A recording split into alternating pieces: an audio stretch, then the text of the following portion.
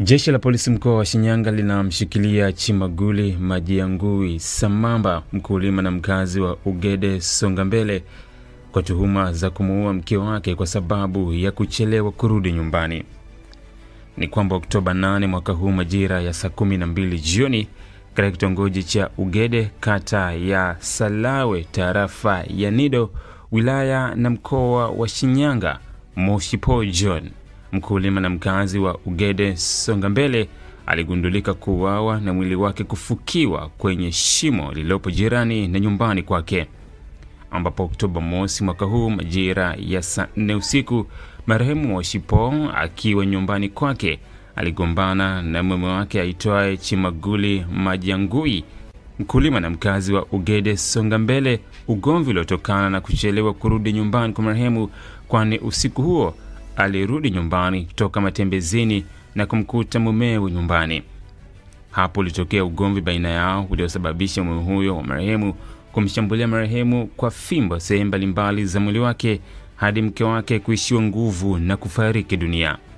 Baada ya mtuhumiwa kubaini kuwa mkewe amefariki dunia, alichukua mwili wa marehemu na kwenda kuutupa nje pembeni mwa nyumba yao kwenye shimo lililokuwa likichimbwa kwa matumizi ya choo, na aliweza kufukia mwili huo kwa udongo.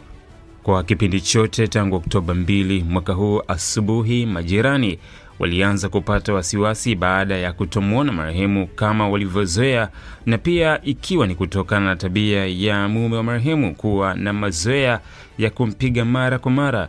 Hivyo walianza kufuatilia, na kwa mashaka hayo Oktoba 7 taarifa zilifikishwa kwa mwenyekiti wa kitongoji ambaye alifika nyumbani kwa mtuhumiwa na kumhoji, lakini mtuhumiwa alikana kuhusika na uhalifu wowote dhidi ya mkewe. Ndipo Oktoba 8 majira ya saa 5 asubuhi mwenyekiti alitoa taarifa kituo kidogo cha polisi Salawe, na baada ya taarifa kupokelewa kwa haraka jeshi la polisi walifika nyumbani kwa mtuhumiwa na kumkamata, na baada ya mahojiano ya awali mtuhumiwa alikiri kumuua mkewe na kumfukia kwenye shimo la choo lililopo nyumbani kwake. Aidha, jeshi la polisi mkoa wa Shinyanga linaomba wananchi kuendelea kutoa taarifa sahihi na za haraka pindi wanapobaini matukio ya uhalifu na wahalifu wenyewe, ili kuendelea kuweka mkoa wetu wa Shinyanga na taifa letu katika hali ya amani na usalama. Imetolewa na kamanda wa polisi mkoa wa Shinyanga.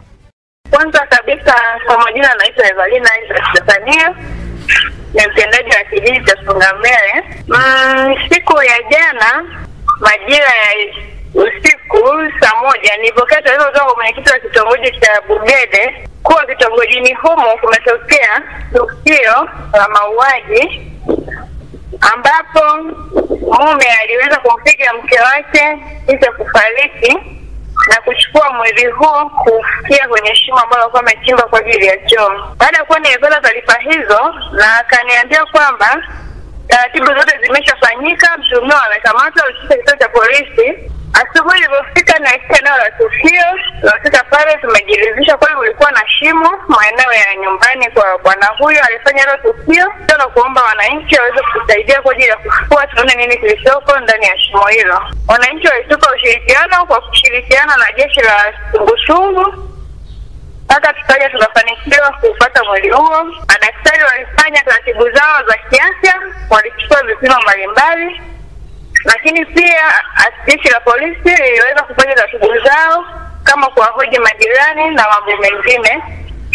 Baada ya hapo tuliweza kuwashukuru wananchi kwa ushirikiano wao waliotupatia, hasa ikiwa ni pamoja na utoaji wa taarifa, maana isingekuwa wao tusingeweza kupata taarifa hizo. Baada ya hapo tulikabidhi mwili kwa ndugu wa marehemu kwa ajili ya taratibu za mazishi. Lakini pia niliweza kuongea na wananchi kuwashauri ya kuwa wanapopata changamoto mbalimbali za kifamilia waweze kufika ofisini au hata kumtafuta tu mtu mwenye busara zake na kumweleza changamoto zake, ili angalau aweze kuwashauri na si kujichukulia maamuzi mkononi, ambapo sasa inapelekea kufanya vitendo vya ukatili.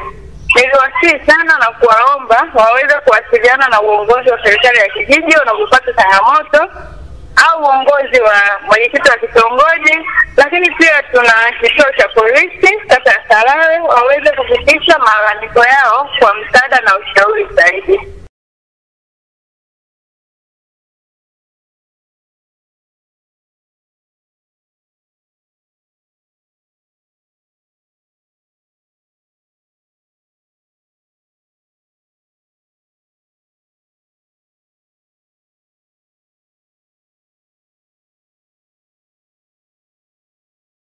Alipo mimi jana nilikuwa kwenye sherehe, lakini muda wa saa moja hivi kama na nusu nikawa nimepigiwa simu na mwenyekiti wa kitongoji cha Bugede kwamba wamegundua kwamba kuna mama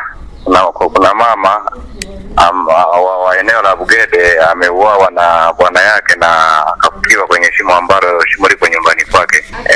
Sasa kwa sababu sungusungu wakaanza upelelezi, wakamkamata huyo bwana. Walivyomkamata yule bwana wakajaribu kumhoji kuhusu swala la mke wake, akawa hayuko sana. Alivyoshindwa kwa wazi sana, wakachukua jukumu la kumpeleka polisi. Walipompeleka polisi ila nakanyaga tu mlango, alivyomuuliza polisi hakuwa na kigugumizi chochote, akasema kweli mimi nimepiga nikamuua na nimemzika pale kwangu. Polisi walichokifanya wakaja naye hapa nyumbani kwake, akaonyesha kama mimi nimezika hapa. Walichofanya polisi wakamwambia sungusungu walinde lile eneo ili wakasema wao eneo letu la hapo katani kwetu, wakasema wao liko nje ya uwezo wao. Wakaagiza mapolisi kutoka Shinyanga. Polisi kutoka Shinyanga wakasema watafika asubuhi, na kweli ilipofika asubuhi wakawa wamesha ripoti Salawi.